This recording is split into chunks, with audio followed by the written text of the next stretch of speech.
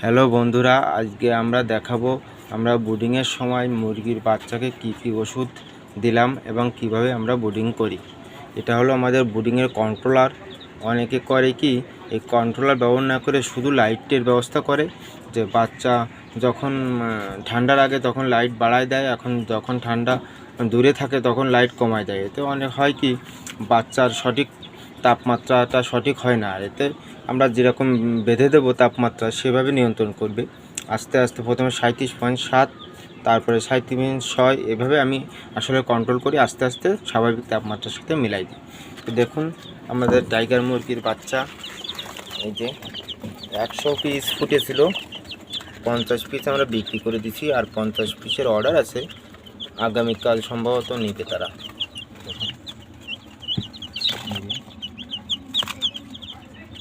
এখন আমরা কি ওষুধ ব্যবহার করি সেগুলো দেখাবো। এই বক্সের ভিতরে ওষুধ রাখি আমি, দেখেন।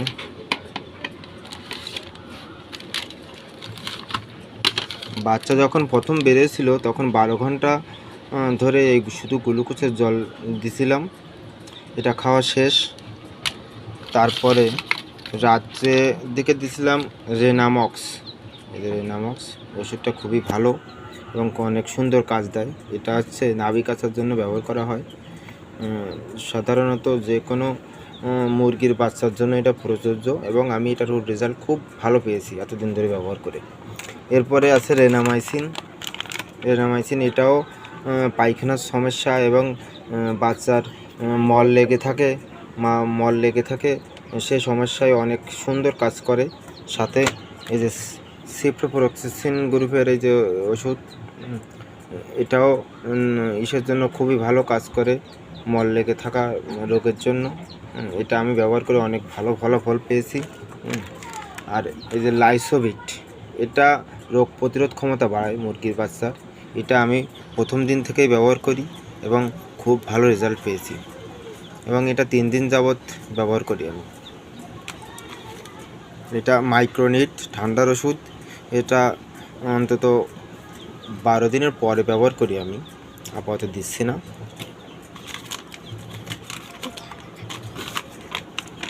আর এটা হচ্ছে V3 ভিটামিন। এটা প্যারালাইসিস জনিত সমস্যা, পা বেঁকানো, ঘাড় বেঁকানো সমস্যাটা ধরা, এটাও প্রথম দিন থেকে ব্যবহার করছি, খুবই ভালো ওষুধ এটা V3। এটা হচ্ছে এক ফর্মুলা, এটা ডিমের মুরগির জন্য, এটা এদের লাগবে না। সঙ্গে আরও দিচ্ছি, এই দেখেন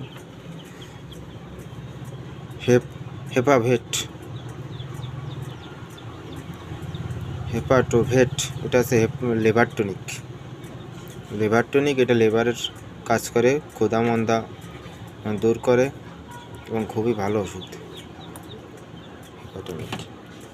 সাথে আরও ব্যবহার করি জিঙ্ক, এই যে দেখেন জিঙ্ক ফেট, এটাও বাচ্চার জন্য ব্যবহার করি।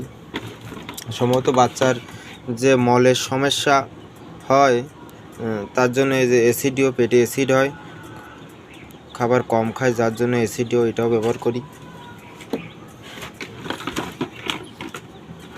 আপাতত এই ওষুধগুলো ব্যবহার করছি বাচ্চার জন্য। এতে হয় কি বাচ্চা সঠিকভাবে বৃদ্ধি হয় এবং বাচ্চা মরে যাওয়ার হার খুব কম। আমার 100 পিস বাচ্চায় আগেবার মাত্র একটা বাচ্চাই মারা গেছিল। দেখুন বাচ্চাগুলো যথেষ্ট চঞ্চল বাচ্চাগুলো। আর বাচ্চাদের মেইন হচ্ছে তাপমাত্রা ঠিক থাকলে আর ওষুধ ঠিক থাকলে আশা করি একটা বাচ্চাও মারা যাবে না। এই জন্য বিশেষ করে আমি এই কন্ট্রোলারটা ইউজ করি, যাতে বাচ্চার সঠিক তাপমাত্রাটা বজায় থাকে, তাপমাত্রা হেরফের না হয়। আর শুধু ম্যানুয়ালি লাইট দিলে হয় কি লাইট ঘন বাড়ানো লাগে, কমানো লাগে, এটা একটা প্রবলেম হয়ে দাঁড়ায়, বাচ্চাদের অসুস্থ হয়ে যাওয়ার প্রবণতা বেড়ে যায়।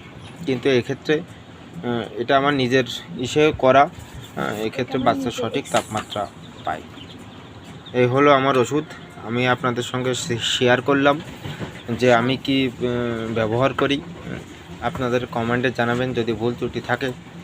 এটা আমার অভিজ্ঞতা থেকে যতটুকু অর্জন করেছি সেভাবে ওষুধ খাওয়ানোর চেষ্টা করি। আশা করি আমার অনেক সমস্যা হয় না। একটা দুটা বাচ্চা হয়তো মারা যায় ব্রিডিং করার সময়, তাই বেশিরভাগ বাচ্চাগুলোই টিকে থাকে। সো গাইজ, এইগুলোই আমার বাবা আমাদের বাচ্চাদের খাওয়ায়। তো আজ আমাদের বাবা তোমাদেরকে কিছু কথা বললো ছা বিষয়ে। তো আজকে ভিডিও এই পর্যন্তই, এর পরের ভিডিও আবার দেখা হবে। Bye bye.